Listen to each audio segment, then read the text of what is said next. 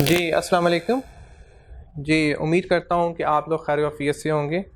Last time जो मैं discuss कर रहा था वो बैरियर्स को डिस्कस कर रहा था, आपके सामने ही है, और उसमें हमने काफ़ी ज़्यादा बैरियर्स को डिस्कस कर लिया था। ओके, सो कुछ बैरियर्स रह गए थे, 2-3 बैरियर्स ही पीछे रह गए हैं, बाकी हमने सारे डिस्कस कर लिए थे। लास्ट टाइम जो मैंने डिस्कस किया लैक ऑफ एंगेजमेंट और बोर्डम, ठीक है जी, यहाँ तक मैंने डिस्कस किया था। Now I moving for the reduce attention span.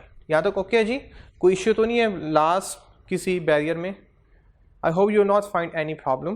So let me move on for the next one, and that is the reduce attention span. Reduce attention span.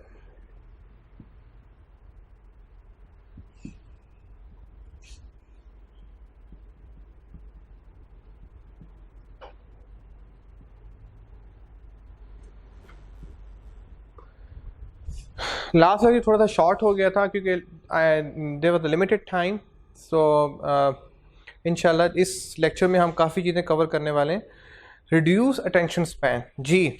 सो इसमें अब सीन ये हो रहा है कि लिसनिंग के लिए आपको फोकस करना पड़ता है, ऐसा ही है ना, आपको कंसंट्रेट करना होता है, आपको एक जगह पे स्टेयर करना होता है, देखना होता है। लेकिन अब इल्ला माशाल्लाह ड्यू टू टेक्नोलॉजी, इल्ला माशाल्लाह due to the mobiles screening, अब आप 2 मिनट के लिए फ़ोकस करते हैं या 5 मिनट के लिए, साथ ही नोटिफिकेशन आ जाती है, साथ ही फेसबुक को स्क्रॉल करना शुरू कर देते हो, साथ ही आप जो है ना उठ के जो है ना वो कभी पानी पीने चले जाएंगे, देखिए, कभी जो है ना वो आपको वाशरूम की प्रॉब्लम आ जाएगी। तो मतलब अब हमारे अंदर वो स्टैमिना ही नहीं है, क्योंकि ये लिसनिंग के लिए इंसान को एक स्टैमिना चाहिए था, उसको सब्र चाहिए था। लेकिन अब वो चीज़ें नहीं हैं, बहुत कम हो गई हैं। अब देखें, आप ये देखें कि अब घंटे का लेक्चर अगर आपको यूट्यूब पे मिले, वैसे तो आपने कभी आज तक गो थ्रू नहीं किया होगा, ये तो आपकी मजबूरी है कि आपने यहाँ पे गो थ्रू करना है, क्योंकि लेकिन अगर आप यूट्यूब पे देखें या आप किसी और चैनल पे, तो घंटे की तो वीडियो इम्पॉसिबल है कि यार आप घंटे का लेक्चर गो थ्रू करें, most likely very difficult for you. अब तो सीन है कि हम टिकटॉक को प्रेफर करते हैं, और टिकटॉक को क्यों प्रेफर करते हैं? क्योंकि वो सिर्फ 1 मिनट की उसमें वीडियो आती है मैक्सिमम, आई गेस। तो अब इतना शॉर्ट स्पैन हो गया कि हम इससे ज़्यादा देखना नहीं चाहते, हम इससे ज़्यादा टाइम देना ही नहीं चाहते। अब मोस्टली आपको यूट्यूब पे वीडियोस मिलती हैं, वो 3 to 5 मिनट्स की मिलती हैं। क्यों? क्योंकि लोगों का स्टैमिना इतना ही अंडरस्टैंड करने का, अब वो चीज़ें ख़त्म होती जा रही हैं। तो ये कहना चाह रहा है reduce attention span. A feature of the modern developing world is ever increasing choice. अब हमारे पास चॉइसेस बहुत ज़्यादा हो गई यार, अब हमारा माइंड स्टिक ही नहीं करता। मतलब हमारा माइंड पहले एक चीज़ पे स्टिक कर रहा था क्योंकि आपको पता था और चॉइसेस अवेलेबल नहीं थी। अब तो माशाल्लाह से आपके पास इतनी, अब सपोज आपने आई जस्ट मीन टू से कि आपने एक फूड मंगवानी है, ऑनलाइन करनी है, तो आप फूड पांडा आप ओपन करेंगे या चीते ओपन करें एप्लीकेशन, तो आपके सामने आपकी लोकेलिटी के सारे रेस्टोरेंट्स आ जाएंगे, सारे मेन्यू आ जाएंगे। यू बिकम कन्फ्यूज्ड कि मैं किसको ऑर्डर करूं, किसको ऑर्डर ना करूं, ठीक है। जैसे आप किसी शॉप पे भी जाते हैं, मतलब आजकल के दौर में इतनी चॉइसेस आपके पास अवेलेबल हो गई हैं कि difficult to stick on one person. इसलिए दोस्तियाँ जल्दी टूट जाती हैं कि दोस्त जल्दी मिल जाते हैं और दोस्त जल्दी मिल जाते हैं। ये पसंद नहीं आया, महीना 2 महीने इसका गुजारे, फिर नया दोस्त बना लिया, फिर नया दोस्त। पहले ऐसा नहीं होता, पहले दोस्त ज़िंदगी भर के लिए चलते थे, क्योंकि पहले दोस्त लिमिटेड मिलते थे। अब तो इल्ला माशाल्लाह आप किसी को रिक्वेस्ट फॉरवर्ड करें, विद द नेक्स्ट मोमेंट आपको वो रिक्वेस्ट एक्सेप्ट हो जाएगी, and you have a chance to become you have chance to make a new friend. तो अब तो ये हालात चल रहे हैं, ठीक है जी। तो एंड वैरायटी, आपको different varieties and instant gratification achievable from most things being immediately available. अब इंस्टेंट ग्रेटिफिकेशन क्या होती है? गूगल ने क्या किया है, आपको कोई भी चीज़ सर्च करनी है तो पहले लोग बहुत सफ़र करते थे, पहले बहुत टाइम लेते थे उस चीज़ को अंडरस्टैंड। अब तो सीन ये है कि आपको कोई भी चीज़ दुनिया में सर्च करनी है, आप गूगल आउट, तो विद इन सेकेंड्स वो आपके सामने रिस्पॉन्ड आ जाएगा। विद इन सेकेंड्स, क्या सेकेंड्स के नैनो सेकेंड में आपके सामने रिस्पॉन्ड। इसे कहते हैं ग्रेटिफिकेशन कि अब हम प्लेयर में जल्दी चले गए, अब हमें जल्दी जवाब चाहिए, अब हम वेट नहीं कर सकते। अब हमें जो भी जवाब देने वाला है, अगर वो थोड़ा सा भी अपने उस डिस्कशन को लेंथी कर रहा होगा तो आपको इरिटेशन फील होना शुरू हो जाएगी। वो जिससे कॉल द ग्रेटिफिकेशन के, अब जो नई नस्ल है वो ग्रेटिफिकेशन ओरिएंटेड होगी, उसको जल्दी प्लेयर चाहिए, उसको जल्दी जवाब चाहिए, उसको जल्दी उसकी ख्वाहिशें फुलफिल करनी है। ठीक है जी। तो दिस इज कॉल्ड दी, इसी वजह से करप्शन ज़्यादा है, इसी वजह से 2 नंबरियाँ ज़्यादा है कि लोग ग्रेटिफिकेशन पड़ गए हैं, वो टाइम से पहले ओके और औकात से ज़्यादा वो हासिल करना चाहते हैं। तो इस वजह से ये माशरे में जो प्रॉब्लम है ग्रेटिफिकेशन की वजह से है कि इंसान जब अपने नसीब से ज़्यादा हासिल करना चाहता है और टाइम से पहले कुछ चीज़ों को हासिल करना चाहता है तो फिर ये चीज़ें प्रॉब्लम करती हैं, और इसी वजह से आपका जो माशरा है, आज का सोसाइटी है ना, वो बड़ी सफ़र कर रही है, बड़ी प्रॉब्लमेटिक फेज़ में जा रही है जी। So this manifest as a gradual reduction in the average attention span and ability to concentrate.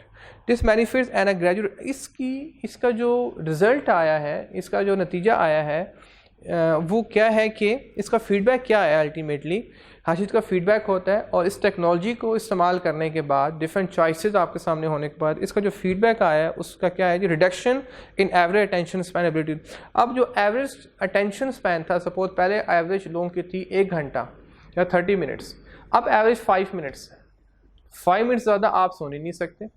तो अब अटेंशन स्पैन एवरेज सब लोग ऑन एवरेज अटेंशन स्पैन है वो काफ़ी हद तक रिड्यूस हो गया, और एबिलिटी टू कंसंट्रेट, और अब आप एक चीज़ पे ज़्यादा देर तक फोकस नहीं कर सकते। यहाँ तो ओके हो गया। Next paragraph is you already know that active listening required effort. हम पहले पढ़ चुके हैं कि एक्टिव लिसनिंग के लिए आपको एफर्ट लगानी है, कंसंट्रेशन आपको बड़ा ध्यान करना पड़ेगा, बड़ा फोकस, एंड टाइम आपको टाइम भी लगाना है। So be aware that reduce attention span can also impede on the basis of active listening. ठीक है जी। सो याद रखें कि जब आप कि अगर आपकी अटेंशन स्पैन रिड्यूस होगी, इस मतलब ना आप ज़्यादा टाइम दे सकते हैं, ना आप ज़्यादा एफर्ट दे सकते हैं, और ना ज़्यादा देर आप कंसंट्रेट, तीनों फैक्टर्स में से फिर माइनस हो जाएंगे, क्योंकि जिनमें ज़्यादा कंसंट्रेशन की, जिनमें ज़्यादा लिसनिंग की एबिलिटी होती है वो ज़्यादा टाइम दे पाते हैं, वो ज़्यादा एफर्ट उस पर लगा सकते हैं उसको सुनने में, और उनका ध्यान बड़ा फोकस रहता है। तो ये तीनों आप कंप्रोमाइज़ कर दोगे।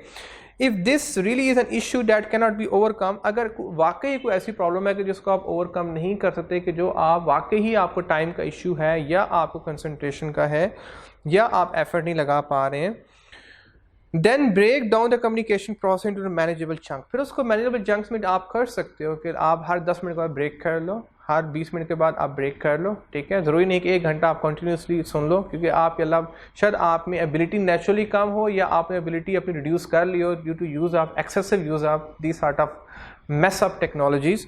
तो आप मैनेजेबल चंक्स में होता है कि उसको डिवाइड कर लो कि ठीक है, एक लेक्चर मैंने 10 मिनट पहले सुनना है, फिर 10 मिनट सुनना है, फिर 15 मिनट सुनना है, फिर 20 मिनट। इस तरह से अगर आप फ्रीक्वेंटली चंक्स में डिवाइड करते रहोगे तो आप बोर भी फील नहीं करोगे, और आप इसको प्रॉपरली अंडरस्टैंड भी करो। For example, imagine if you attend a 6 hour lecture without any breaks. क्या इमेजिन कर सकते हो आजकल के दौर में कि 6 घंटे का लेक्चर आप विदाउट ब्रेक, आपकी तो बस ही हो जानी है, बस हो जानी है। आप 6 घंटे क्या, आपने तो आप 30 मिनट के बाद ही आपने तो कैं हो जाना है। So it is impossible for you to sit or to listen for 6 hours. ये आजकल के इंसान का स्टैमिना बिल्कुल भी नहीं हो सकता। ये कहना चाह रहा है कि अगर आपने 6 आवर का लेक्चर, हाँ अगर कोई मूवी होगी, अगर उर्तुगरुद होगा तो शायद आप 12 घंटे भी उसको कंटिन्यूसली देख लो। ठीक है, हाँ ये कोई मूवी, कोई ड्रामा होगा तो शायद आप उसके सारी एपिसोड देख के उठें, तो ये हो सकता है, लेकिन वो विजुअल की बात है। जहाँ पे इस तरह के लेक्चर्स होते हैं वो आपके लिए गो थ्रू करना इज़ वेरी टफ। ठीक है, नेगेटिव रिएक्शन हम पहले आगे बढ़ के पढ़ने वाले हैं। आगे नेक्स्ट पेज पर नेगेटिव रिएक्शन 8.2 में है, वो पढ़ेंगे वहाँ पे। वेरिंग पर्सपेक्टिव जी, आगे वेरिंग पर्सपेक्टिव न्यू पॉइंट है। क्या जी, वेरिंग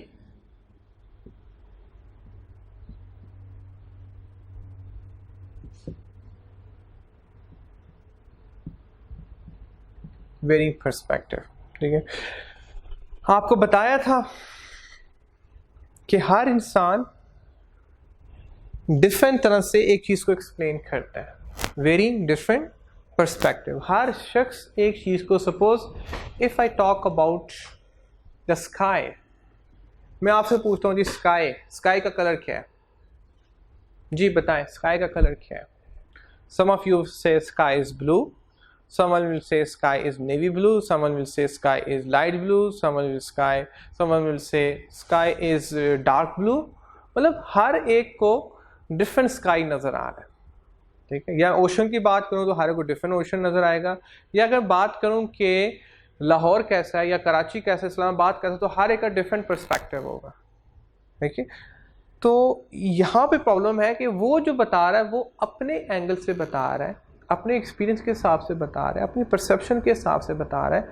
आपने जो अंडरस्टैंड करना है और जो आप अंडरस्टैंड करते हो अपने हिसाब से करते हो, ठीक है। इसको हम देखेंगे कि ये बैरियर बन गया फिर, क्योंकि उसने जो बताया वो अपने हिसाब से बताया और आपने जो अंडरस्टैंड किया वो अपने हिसाब से किया, तो it becomes a clear cut a huge barrier. ठीक हो गया जी।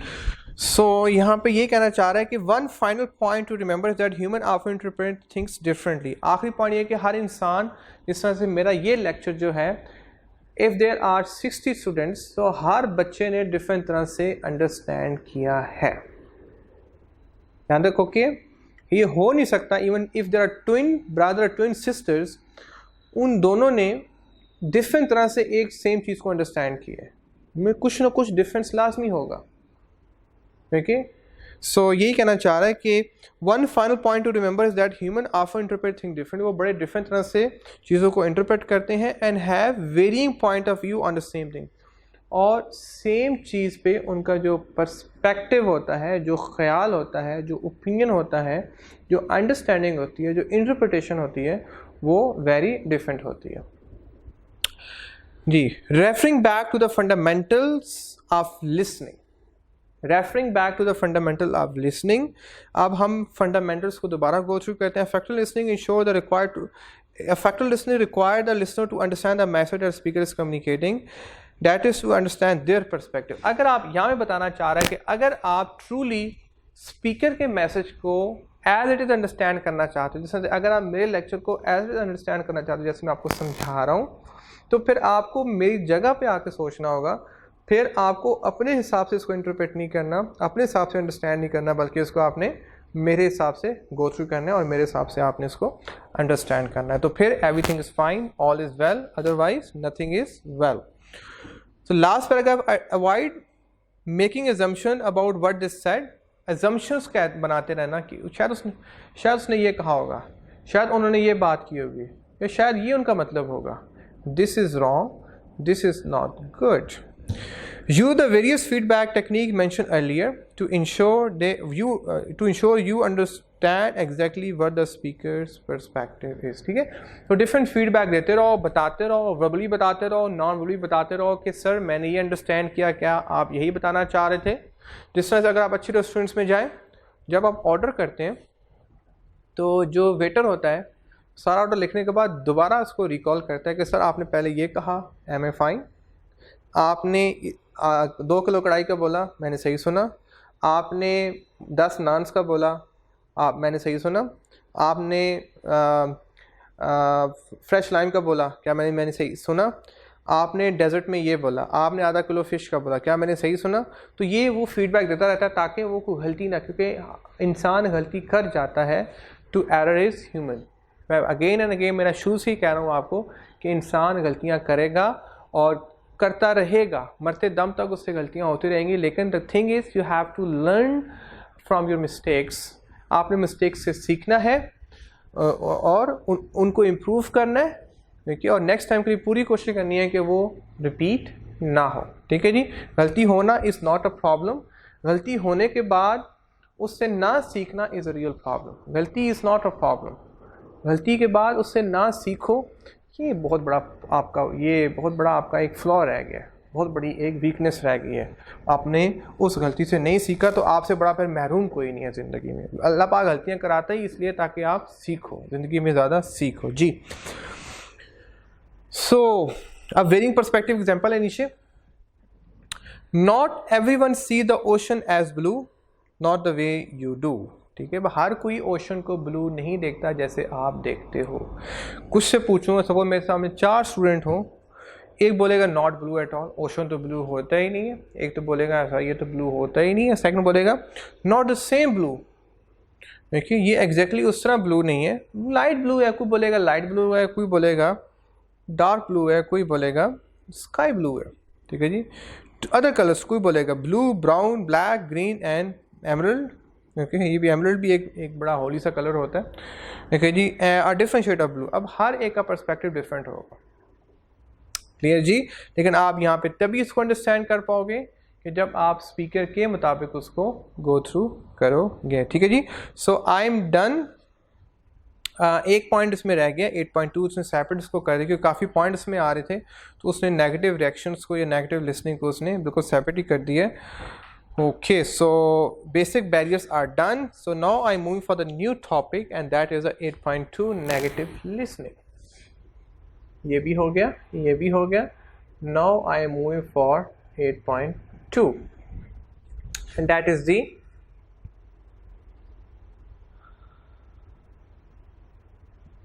negative listening. ठीक है जी। अब मैं किसको डिस्कस कर रहा हूँ? अब किसको डिस्कस कर रहा हूँ? नेगेटिव लिसनिंग पॉइंट्स को डिस्कस कर रहा हूँ। बल्कि अगर मैं इसको ऊपर लिख दूँ तो ज़्यादा बेहतर, क्योंकि मैंने सारे पॉइंट्स फिर आपको लिख के समझाने हैं और ये ज़रा टेक्निकल पॉइंट्स हैं, बिल्कुल मिलते जुलते हैं आपस में, और आपको बड़े ध्यान से सुनने पड़ेंगे। अगर आप ध्यान से सुनोगे तो बात बनेगी, अदरवाइज नहीं बनेगी जी।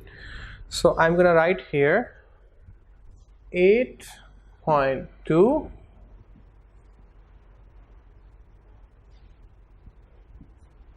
नेगेटिव क्या है जी?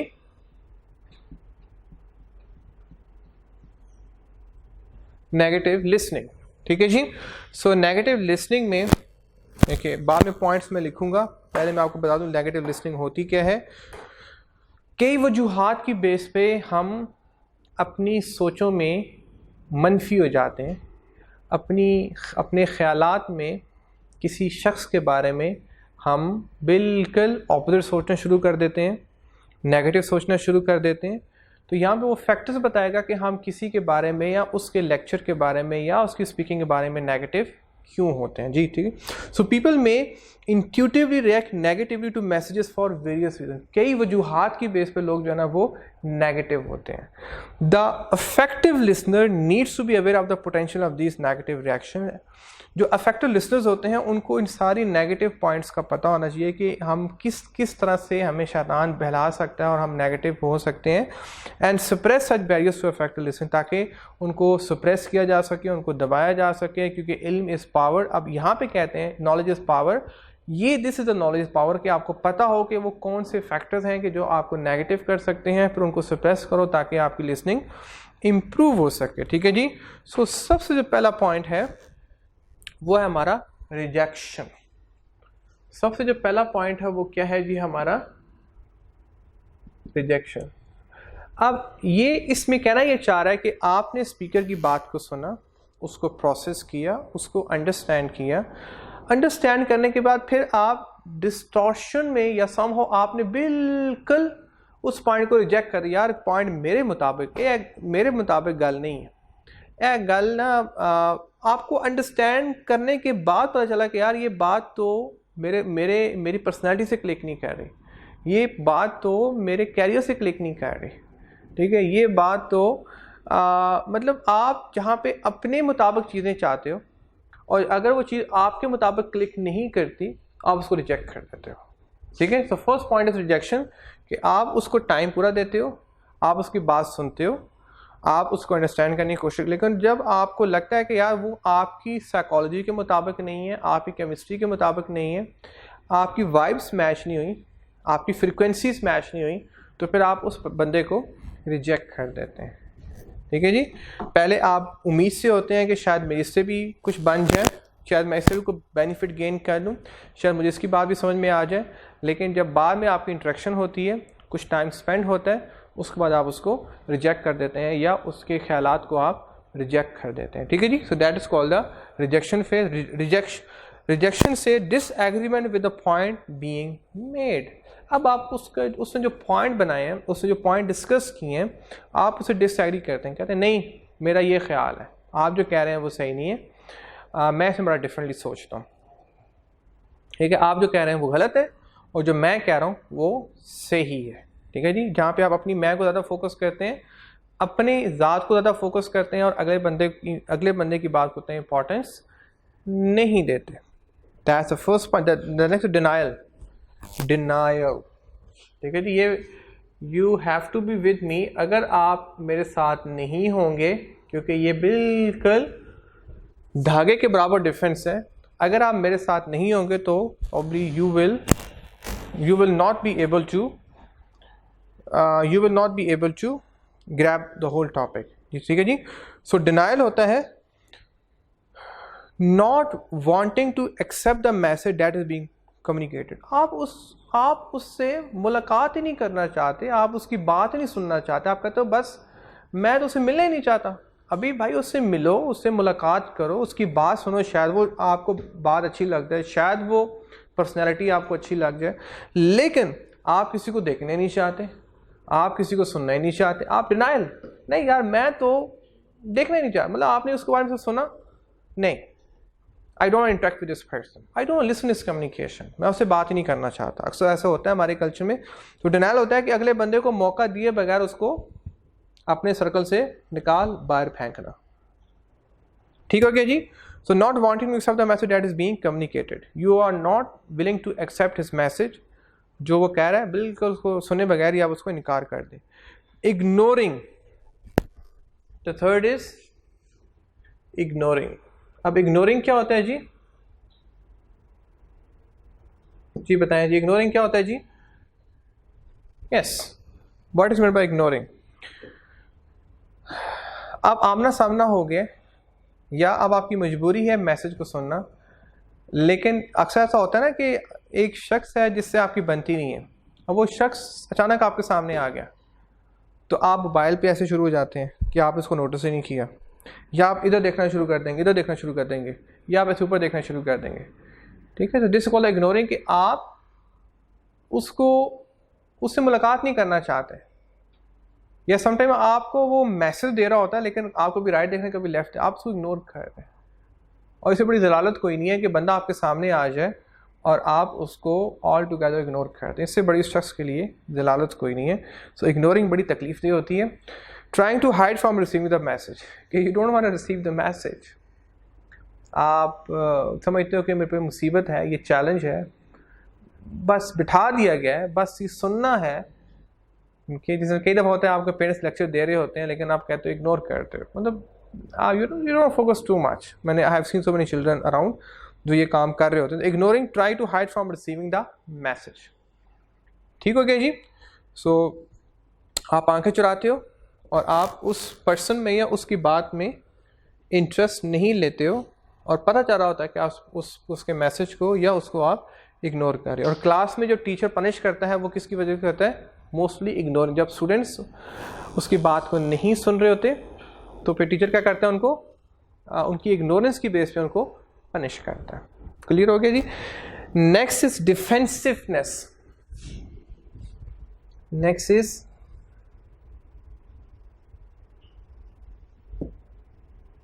डिफेंसिवनेस। जी, डिफेंसिवनेस के जहाँ पे आप समझते हो कि कोई सपोज मज़हब पे बात हो रही है, जहाँ पे कहते हो यार कि मेरा मज़हब सबसे अच्छा, जहाँ पे किसी फ़िरके की बात हो आप बोलोगे मेरा फ़िरका सबसे अच्छा, जहाँ पे डिग्रीज़ की बात हो रही हो आप बोलो मेरी डिग्री सबसे अच्छी, जहाँ पे ख़ानदान की बात हो रही है बोलो मेरा ख़ानदान। वो पढ़ा था ना ईगो सेंट्रम, अपनी चीज़ को, हाँ जो पॉजिटिव चीज़ें हैं उनको प्रोटेक्ट करना आर्मी है, हमारा मुल्क सबसे अच्छा। देखिए जो पॉजिटिव चीज़ें हैं, जो पॉजिटिव वैल्यूज़ हैं उनको प्रोटेक्ट करना वेल एंड गुड, लेकिन नेगेटिव चीज़ों को प्रोटेक्ट करना इज़ नॉट गुड। सपोज आप एक गलत चीज़ पे डटे हुए हैं और आपको पता भी चल रहा है कि आप गलत चीज़ पे डटे हुए हैं, फिर भी आप उस पर डटे रहें, तो ये कहना डिफेंसिवनेस, उस पर डिफेंड रहना is called a negative listening. ठीक है जी। So understanding and interpreting the message, आप मैसेज को अंडरस्टैंड करते हो, उसको इंटरप्रेट भी करते हो। इंटरप्रेट करते हो तो आपको अंडरस्टैंड होता है ना कि अगले बंदे ने क्या बात की, but feeling blame or attack, और आप फील करते हो कि मेरी ज़ात पे अटैक किया गया, या मेरे ख्यालात पे, या मेरी थ्योरी पे, या मेरे आइडियाज़ को हिट किया गया, and naturally wanted to defend one's position, और अपने आप को पूरा डिफेंड कर, कहता है ना तेरी ऐसी की हमारे को तेरी ऐसी की तैसी, इधर आ तेरे में दसा है। ठीक है, तो ये हमारा कल्चर डिफेंसिवनेस बहुत ज़्यादा है कि एक बात नेगेटिव भी है, उसको इम्प्रूव करने के बजाय हम अपनी नेगेटिव पे ज़्यादा डट जाते हैं, और ज़्यादा ये रिमोट एरियाज़ में होता है, जो विलेजेस वगैरह है वहाँ पे ये चीज़ ज़्यादा देखने में आई है। ठीक है जी। So this is called a defensiveness. I hope you understood. Yes, but very interesting जी। द नेक्स्ट इज, आगे लिख दूं, yes but, conditional, yes but जी, मैं आपकी बात तो मानूंगा या मानूंगी, लेकिन पहले ये कंडीशन है। होता है कि नहीं होता? इस एरिया में तो बड़ा होता है। मैं आपकी बात मानूंगा लेकिन पहले KFC चलेगी। मैं आपकी बात बिल्कुल मानूंगा लेकिन पहले शॉपिंग चलेगी। देखिए, मतलब द सॉर्ट ऑफ थिंग्स आपको पता ही है। तो जिस तरह से आपके पेरेंट्स ने कहा था, ठीक है आपको मोबाइल नया मिलेगा, लेकिन पहले FSC में इतने मार्क्स लो या मैट्रिक में इतने मार्क्स लो तो फिर आपको नया मोबाइल मिलेगा। आपको बाइक चाहिए, yes you will gonna have bike, तब मिलेगा जब इतने परसेंटेज मार्क्स आएंगे। तो हमारे पेरेंट्स हमें कई दफ़ा हमें मजबूर करते हैं कि हम पहले उस चीज़ को अचीव करें। टीचर भी ऐसे ही कहते हैं, कई दफ़ा बॉस भी ऐसे ही कहते हैं, यस आपको बोनस मिलेगा, पहले ये परफॉर्मेंस शो करो। ठीक है, तो जहाँ पे हमारी एफर्ट कंडीशन हो जाती है, देखिए जहाँ हमारा रिवॉर्ड कंडीशन हो जाता है अपॉन अचीविंग समथिंग, अगर आप उस चीज़ को अचीव करोगे तो आपको वो चीज़ मिलेगी। हाँ, मैं आपकी बात सुनूंगा लेकिन पहले मेरा ये काम करो। दिस इज हाँ वेरी इंटरेस्टिंग जी। So yes but conditionally agreeing with the speaker's message, आप उसकी बात को एग्री तो कर रहे हो, स्पीकर जो कह रहा है कहते हो ठीक है आपकी बात बिल्कुल बजा है, लेकिन अगर पहले मेरा ये काम होगा या अगर पहले आप ये काम करोगे तो मैं आपकी बात को सुनूंगा और आपकी बात पे अमल दरामद करूंगा। ठीक हो गया जी यहाँ तक? ओके, फाइन है। Next is the anger. कुछ लोग होते हैं, मैं आपको बताता हूँ, ये भी हो गया। अच्छा, कुछ लोग होते हैं बल्कि वो पैसिविटी में आएगा, anger not being agree at the speaker. अच्छा, दुनिया में मैंने आपको पहले बताया था कि दुनिया में 30% लोग ऐसे हैं कि जो नेचुरली आपके अगेंस्ट है, आप पे एंग्री होंगे, गुस्सा खा रहे होंगे और आपको भी समझ नहीं आ रही होगी यार ये क्यों मुझ पे गुस्सा खा रहा है। ठीक है, नेचुरली कुछ लोग ऐसे होंगे जिनको आपके बालों कलर पसंद नहीं आया होगा, जिनको आपका चेहरा पसंद नहीं होगा, जिनको आपकी पर्सनैलिटी पसंद नहीं होगी, जो आपसे ज़्यादा सी हसद करते होंगे। कुछ लोग ऐसे होते हैं एंग्री, खुद मतलब कोई वजह नहीं होती, या तो कोई वजह हो ना, विदाउट वजह ही being angry at the speaker पे एंग्री है, उनको गुस्सा है। और गुस्से में तो बड़े मास्टर हैं। हमारा मास्टर ने PhD कर लिया, चार्टर्ड अकाउंटेंट ऑलरेडी बने हुए हैं। गुस्से में, किसमें चार्टर्ड अकाउंटेंट है? गुस्से में, हर बात पे गुस्सा, हर चीज़ पे गुस्सा। देखिए, पॉलिटिशियंस पे गुस्सा, इकोनॉमी पे गुस्सा, गवर्नमेंट पे गुस्सा, पेरेंट्स पे आपको गुस्सा आ रहा होता है समटाइम, दोस्तों पे, टीचर्स पे भी। यार आजकल लेक्चर कितना लेंथी कर दिया। ठीक है, तो हम एंगर में बड़े मास्टर हैं, तो हम ऑटोमेटिकली हम एंगर में इन्वॉल्व होते हैं, being angry speaker. So next is withdrawal. Next point क्या आएगा? विद, दो वर्ड है जी, विदड्रॉल। ड्रॉल होता है निकालना, विदड्रॉल जी। सो विदड्रॉवल ए है बट ई बी चलेगा, चलो विदड्रॉल जी। सो विदड्रॉल, अब आप you are no more part, Allah ना करे आप CA कह रहे हो, अभी आप CA छोड़ दो अगर, तो definitely you are no more part of CA, तो फिर आप लिसन करने वाले हो, you are not gonna listen. तो आप तो उस चीज़ को ही छोड़ गए, आप उस डिग्री को ही छोड़ गए, आप अपने मकसद को ही छोड़ गए, आप अपनी मंजिल को ही छोड़ गए, आपने मंजिल चेंज कर ली, आप अपना दोस्त ही चेंज कर ली, तो पिछले दोस्त की बातें आपको जहर लगेंगी फिर। क्लियर? जब तक वो आपका दोस्त है, जब तक वो डिग्री के साथ अटैच हो, जब तक आप उस चीज़ के साथ एसोसिएटेड हो, वो चीज़ वेल एंड गुड। जो ही आप उस चीज़ से दूर होते हो, हर चीज़ वो आपको नेगेटिव लगना शुरू हो जाती है। तो this is called the withdrawal. So withdrawal, not wanting to be involve either in discussion, आप डिस्कशन में या तो इन्वॉल्व भी नहीं चाहते, उसके एसोसिएट ही नहीं होना चाहते, और associated with information that is being, या वो इन्फॉर्मेशन दे रहा है उससे आप, हाँ बंदे के साथ तो अटैच हो, लेकिन स्पीकर से तो आप अटैच हो, लेकिन उसका जो मैसेज है उसको नहीं सुनना चाहते, सिर्फ उसके साथ अटैच रहना चाहते हो, बस जो वो बात करे वो नहीं चलेगी, सिर्फ अटैच। ये भी हमारे माशरे में है कि हम पर्सन के साथ अटैच रहना चाहते हैं, लेकिन उसकी बातें हमें ज़हर लगती हैं, मजबूरी होती है, क्योंकि आप पर्सन को छोड़ भी नहीं सकते, हमारा कल्चर है जी, आपने वो पर्सन में बाउंड हो गए, you are not suppose to leave the person. हमारे बल्कि यहाँ तक कहा गया, हमारे कहा जाता है कि जी सॉरी फॉर डैट, हमारी फीमेल को जो कहा जाता है कि अब उस घर से आपकी लाश ही आनी चाहिए, मतलब इस हद तक कहा जाता है जो रिमोट एरियाज में कि बस that is the end of your life, अब उस घर। तो ये कि अब वो वाले जो लोग हैं वो आपसे एसोसिएटेड तो हैं, ठीक है, लेकिन आपकी बातों से विड्रॉ हो गए, आप जो कहेंगे उसकी कोई इंपॉर्टेंस नहीं होती है सच। कई दफ़ा ही देखने में आया है कि एसोसिएटेड तो हैं, मिले हुए तो हैं, ठीक है। पहला पॉइंट है कि not wanted to involve either discussion और एसोसिएटेड विद इन्फॉर्मेशन, आप उस पर्सन के साथ एसोसिएटेड लेकिन इन्फॉर्मेशन से उसे एसोसिएटेड नहीं है आप, यू नो, या आप ऑल टुगेदर दोनों से आप कट ऑफ हो गए। ये तो एक्सट्रीम केस है, दोनों से कट ऑफ हो गए, लेकिन जो हमारे माशरे में देखना है कि हम मजबूरी के तहत अटैच तो रहते हैं लेकिन उसकी मैसेज को हम इतना इंपॉर्टेंस नहीं देते, उसे विड्रॉ कर जाते हैं जी। सो पैसिविटी, पैसिविटी जी, पैसिविटी, अच्छा वेरी इंटरेस्टिंग दी पैसिविटी जी। कुछ लोग जो होते हैं ना पैदाइशी नेगेटिव होते हैं, पैदाइशी, बचपन से आप देखेंगे हर चीज़ में कीड़े निकालना, उनके सामने अच्छी बात भी एक्सप्लेन करेंगे ना, कोई अच्छी बात भी डिस्कस करेंगे, उसमें भी कीड़े निकाल रहे होंगे, उसमें से भी जब तक वो कोई पिन पॉइंट ना कर लें किसी इशू को, उनको सुकून नहीं आएगा, क्योंकि उनके पेट में वट, जैसे पेट में वट पैना, उनके पेट में वट पड़ते रहते हैं, मतलब बात समझ आई, मतलब वो हर चीज़ को जब देखते हैं तो नेगेटिवली देखते हैं, हर चीज़ को सुनते हैं तो उसमें से कीड़े निकालते हैं, जब वो खाएंगे तो अल्हम्दुलिल्लाह पढ़ने के बजाय बोलेंगे देखो इसमें नमक ज़्यादा है, जैसे मिर्चें कम है, इसमें ऑयल ज़्यादा कर दी है, इसमें ये कर दिया वो कर दिया। कुछ सूंघेंगे तो बजाय अच्छी फ्रेगरेंस के यार ये तो दिमाग को चढ़ रही है, यू नो, ओके। जब मतलब कुछ फील करेंगे तो हमेशा नेगेटिवली उसको रियलाइज़ कराएं कि यार आप में ये मिस्टेक है, ये प्रॉब्लम है, मतलब ये हर वक्त बस पैसिविटी, ये पैदाइशी है, इनको कुछ किया नहीं जा सकता।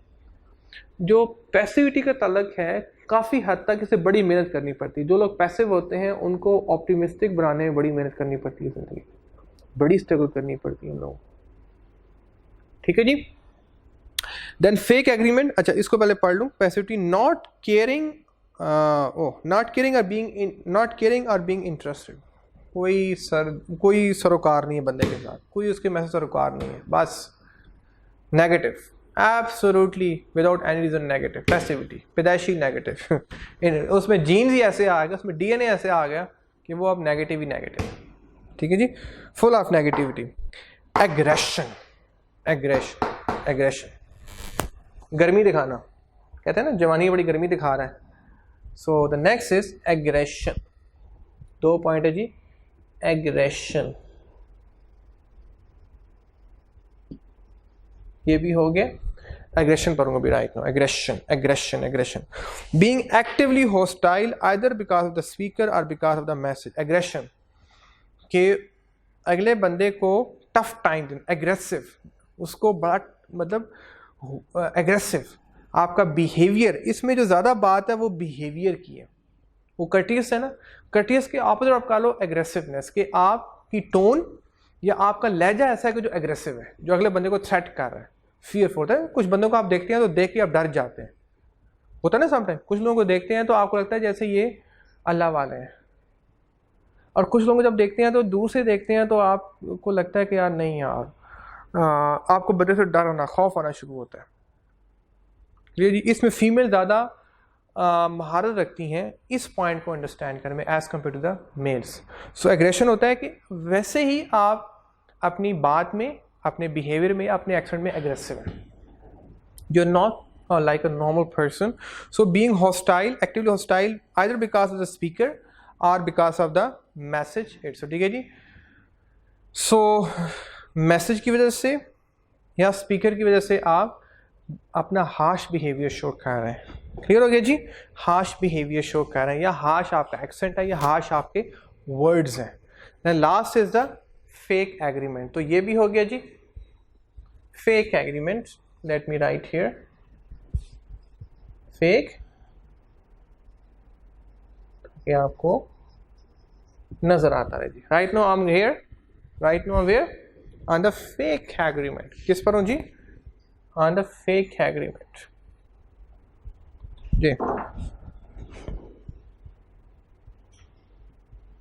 जी। सो फेक एग्रीमेंट क्या होता है जी? दोगलापन, मुनाफिकत। हमारे माशरे में बड़ी मुनाफिकत है।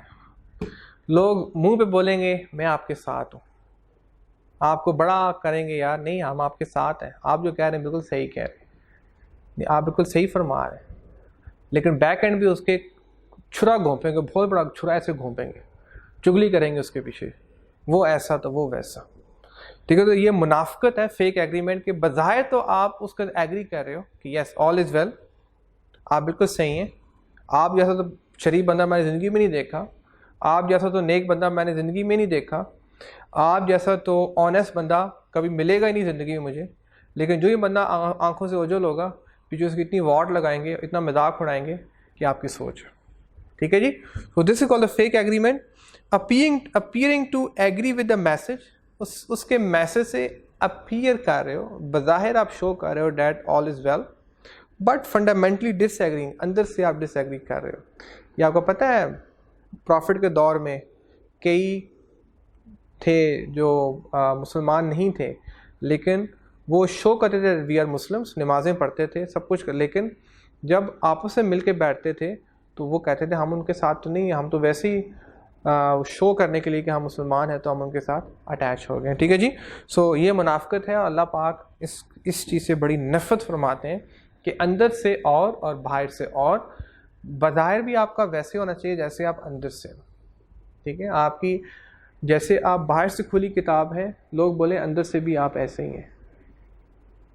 तो लेकिन आजकल ऐसा करना बहुत ही मुश्किल हो गया जी, लोग आपको बड़े दोगले मिलते हैं। तो ये appearing to agree with message but fundamentally disagreeing with it and not sharing with the speaker that disagreement. जिस तरह अक्सर देखने में आया, बच्चे ऐसे करते हैं यस सर, यस सर। देखिए बाद में पूछो आप, जब टीचर चले जाएंगे बाद में, ओ सानू समझ ही नहीं आ रही सी, बस ओ टीचर ने सामने थोड़ी ओ टीचर ने खुश करने वास्ते असी इस तरह कीता सी, असी यस सर बोली, लेकिन अंदरों असी खुश नहीं आ गया। ठीक है जी। सो व्हाट्सएप में भी सम टाइम मुझे फील होता है, पता नहीं अल्लाह माफ़ करे, कि हर बच्चा ही जनाब कहता है जी all is well, everything is so good, पता नहीं दिल से कह भी रहे हैं कि नहीं कह रहे, शायद मुझे सिर्फ खुश करने के लिए कह रहे हैं। ठीक है जी। तो इससे डर ही लगता रहता है फेक एग्रीमेंट हमारे माशरे में बहुत ज़्यादा, बल्कि हमें ट्रेन किया जाता है how to be like a fake agreeable person. ठीक है जी।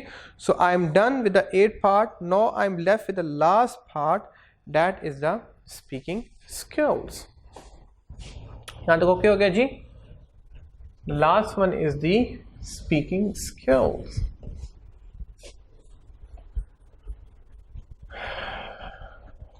सो लिसनिंग पार्ट देख लें, कितने लेक्चर्स हमने कवर किए हैं लिसनिंग पार्ट पे। आगे स्पीकिंग पार्ट देखिए, सिर्फ 2 पेजेस हैं स्पीकिंग पे, और लिसनिंग पे उसने कितना आपको खपाया। So you have to be careful about the listening part. ठीक है जी, you have to be extremely careful. So next is the speaking skills. Speaking skills, so that's the 9 last topic of chapter number 5 और speaking skills. और आपको मैंने बताया था कि जहाँ पे भी हम वर्ड यूज़ करते हैं स्किल्स का, तो इट मीन्स कि बोल बोल के आपको बोलना आएगा। ये मैं हमेशा कहता हूँ, अगर आपने अंग्रेज़ी बोलनी है तो बोल बोल के आपको अंग्रेज़ी आएगी, सुन सुन के आपको अंग्रेज़ी नहीं आएगी। जितना बोलोगे इतना ही आपको वो ज़बान आना शुरू हो जाती है। ठीक है। सो स्किल्स है कि आप जितना उसमें प्रैक्टिस करोगे, the more you practice the more you gonna be perfect, near to perfection. हो सकती है परफेक्ट तो नहीं सकता, लेकिन नियर टू परफेक्ट ठीक है। The more gonna be like a perfect person, the more you practice. Skill होता है आप उसमें जितनी प्रैक्टिस करोगे आप उसमें इतना ही एक्सपर्ट बनोगे। क्या बनोगे? एक्सपर्ट बनोगे। So that is called the skill factor. ठीक है जी। So let me move on. Differentiation between speaking and listening skill, दोनों में क्या डिफरेंशिएशन है? हम इसमें 3 पॉइंट डिस्कस करेंगे। सबसे पहले डिफरेंस को डिस्कस करेंगे, फिर कॉन्फ्लिक्ट रेजोल्यूशन को डिस्कस करेंगे, और फिर principle of preparing and delivering public speech को डिस्कस करेंगे। तो शायद आज हम पहला पार्ट ही डिस्कस कर सकें। तो speaking skills, words out of mouth refers to speaking. बड़ी बात है जी कि जो आपके मुंह से निकले अल्फाज होते हैं उन्हें बोलते हैं speaking. Listening, process of receiving sounds through ear is known as listening. Process of receiving hearing होता है process करना, मतलब process of जो आप आवाज़ सुनते हो उसको फिर process करना is called a listening. Okay जी यहाँ तक। Next is good speaking skills can earn the chance to control other thoughts and action. अगर आप अच्छा बोल लेते हो, अगर आप में ये skills अच्छा बोलने की, तो आप दूसरों को कंट्रोल कर सकते हो।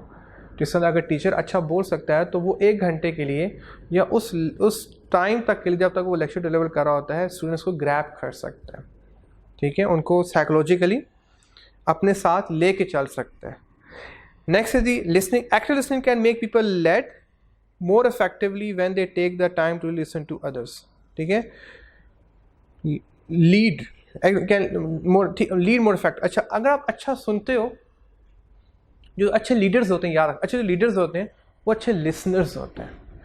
जिस तरह से Imran Khan is not suppose to speak more, he is suppose to listen more to the general public. Leader और बॉस में ही निशानी होती है कि बॉस हमेशा बोलता रहता है और जो लीडर होता है वो ज़्यादा सुनता है और सुनने के बाद उसके मुताबिक सोल्यूशन देता है। कहना चाह रहा है कि अगर आप अच्छा सुनते हो तो आप अच्छा लीड कर सकते हो, आप दूसरों के मसलों को हल कर सकते हो, दूसरों के चैलेंजेस को आप अफेक्टिवली उनका सोल्यूशन प्रोवाइड कर सकते हो।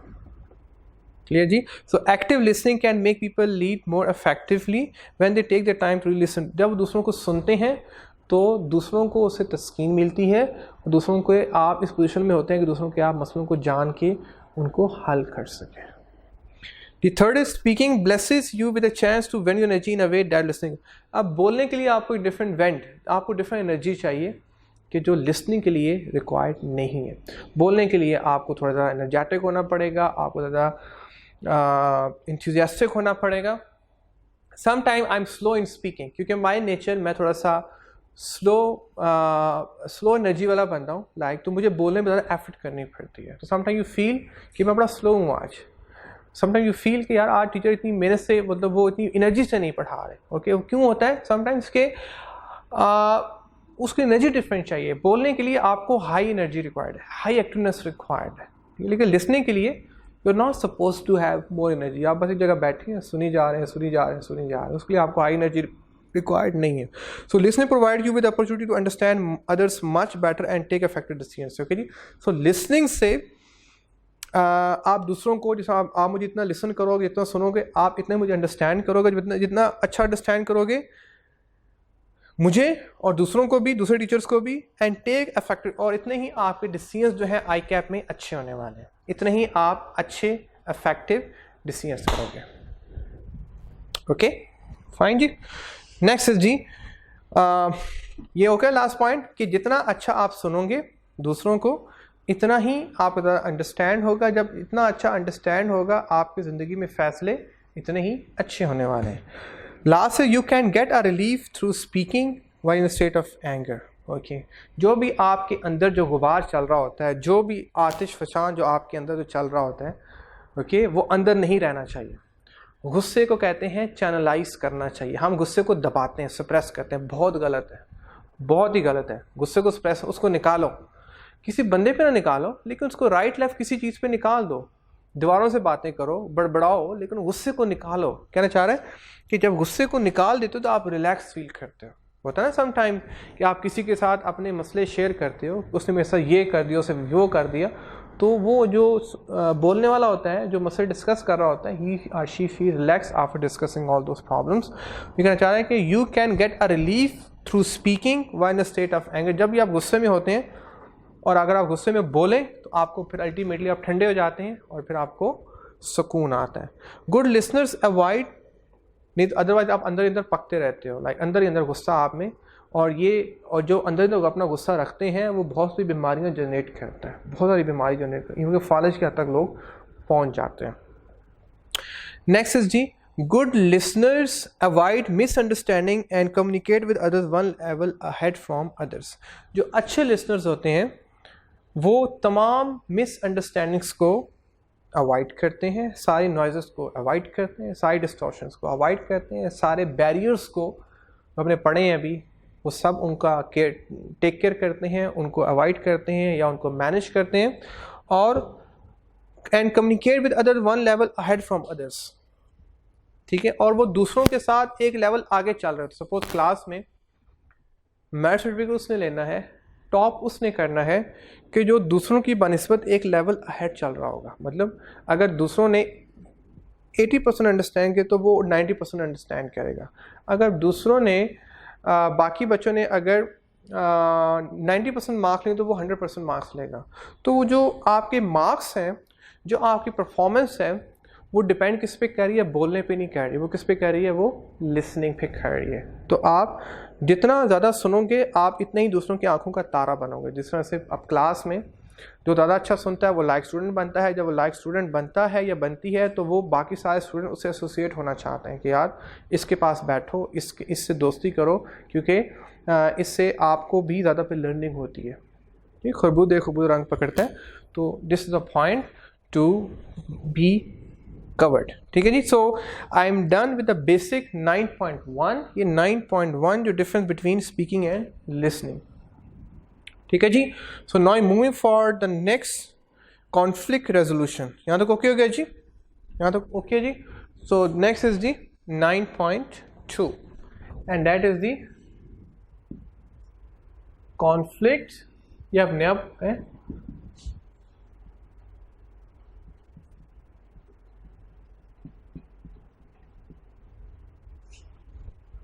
Conflict resolution.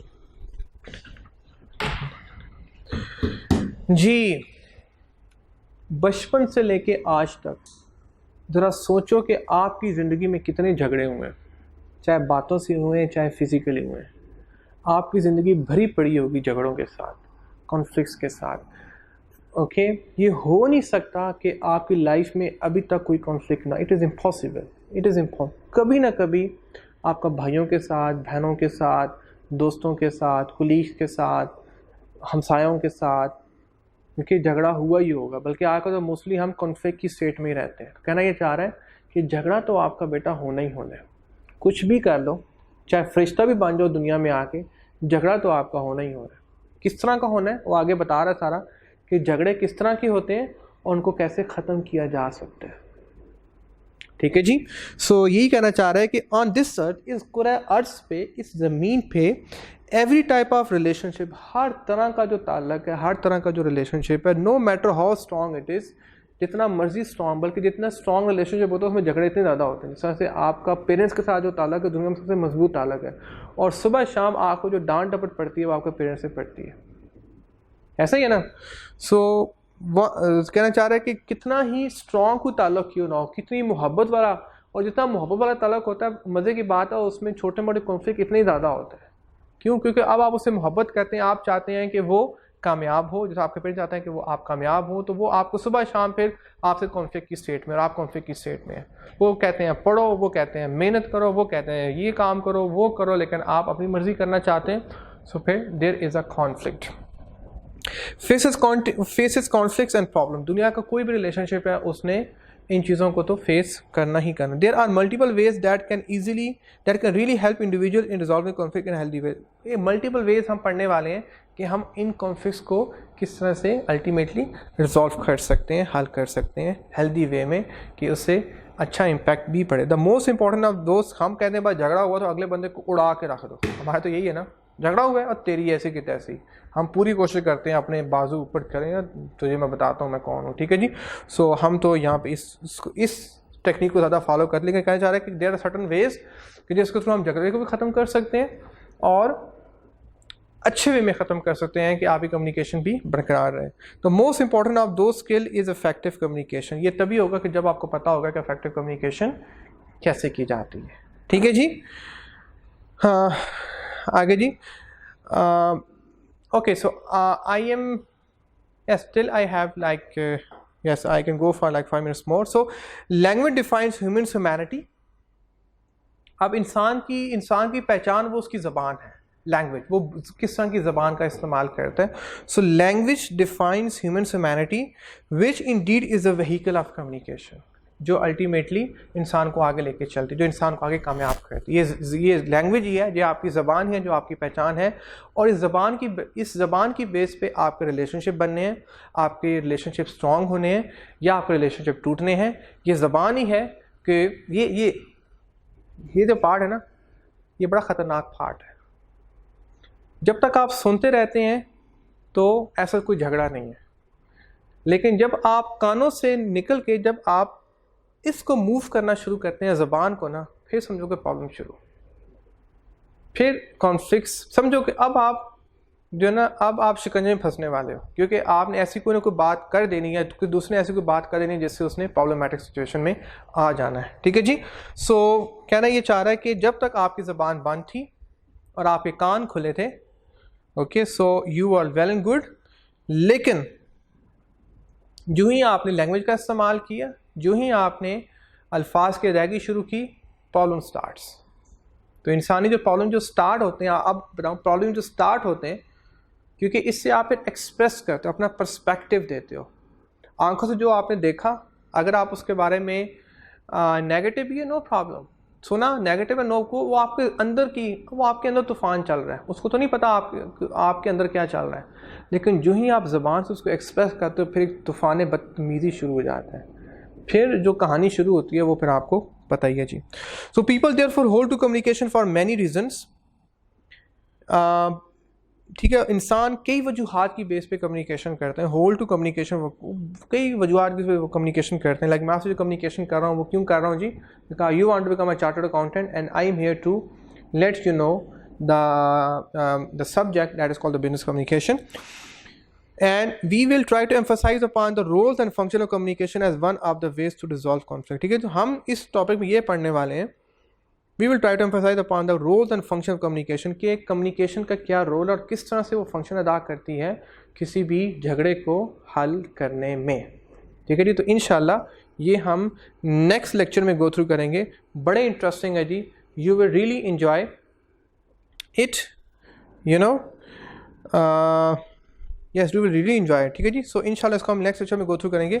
सो आज हमने जो स्टार्ट किया है वो सबसे पहले हमने बैरियर्स को फिनिश किया है।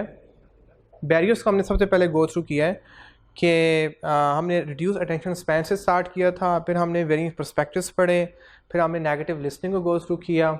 ठीक है, सो इससे हमने फिर लिसनिंग के पॉइंट को क्लोज कर दिया और काफ़ी लेक्चर्स के बाद क्लोज हुआ अल्हम्दुलिल्लाह। उसके बाद हमने फिर स्पीकिंग के टर्न किया और स्पीकिंग में मैंने आपको तकरीबन 1.5 टॉपिक गो थ्रू करा दिया। The first topic that I have gone through difference between speaking and listening, and the second I have gone through conflict resolution. आप कॉन्फ्लिक्ट की डेफिनेशन क्या है, पहले उसने आपको बैकग्राउंड बता दिया कॉन्फ्लिक्ट रेजोल्यूशन होता क्यों है, अब एक्चुअली कॉन्फ्लिक्ट होता क्या है और ये किस तरह से हम काबू पा सकते हैं और कितनी टाइप का होता है, वो इंशाल्लाह हम नेक्स्ट लेक्चर में पढ़ेंगे। और नेक्स्ट लेक्चर में मुझे पूरी उम्मीद है कि easily we can finish this chapter इंशाल्लाह। Okay, so that's it from my side for this lecture. So hope you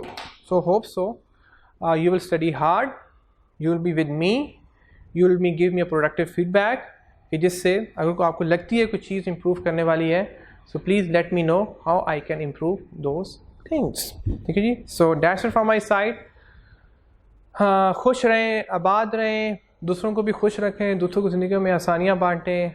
okay, सो अल्लाह आपका हामी हो, नासिर हो। अल्लाह हाफ़िज़।